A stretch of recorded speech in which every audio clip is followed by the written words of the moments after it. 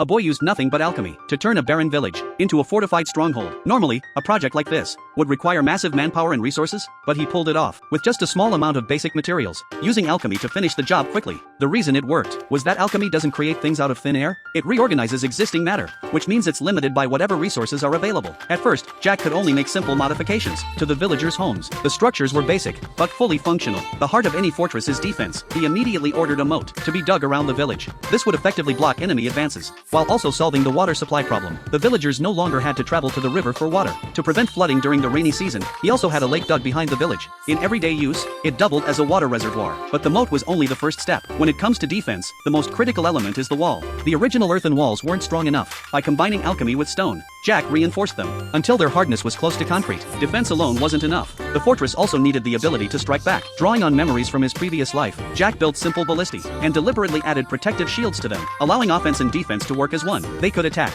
while staying protected. After all these upgrades, the place was no longer an ordinary village, but a small fortress. Ordinary monsters and bandits would find it nearly impossible to break through. To outsiders, it looked like an iron wall, but in Jack's eyes, this was only a temporary solution. Further improvements would require far more resources. The fastest way to get them was to buy from merchants, but that raised a new problem. Where would the money come from? He needed to generate income. The first idea that came to mind was using alchemy to craft weapons and armor. In times of chaos, those were always the best-selling goods. Then came some good news. Several rare ores were discovered nearby, including mithril. This meant the area's resources far exceeded expectations. With these ores, Jack could create even better equipment. Once word spread about the sharpness of his weapons, people began coming from all around to place custom orders. Only the butler felt uneasy about the mithril. From what he knew, mithril only appeared near dungeons. That meant there was an undiscovered dungeon nearby. If that information got out, the village's value would skyrocket, but so would the danger. Every major faction would rush in, and with the village's current strength, it wouldn't be able to hold them back. Neighboring countries might even send troops for the sake of profit. If Jack's father found out that this land of exile was actually valuable, he might banish Jack again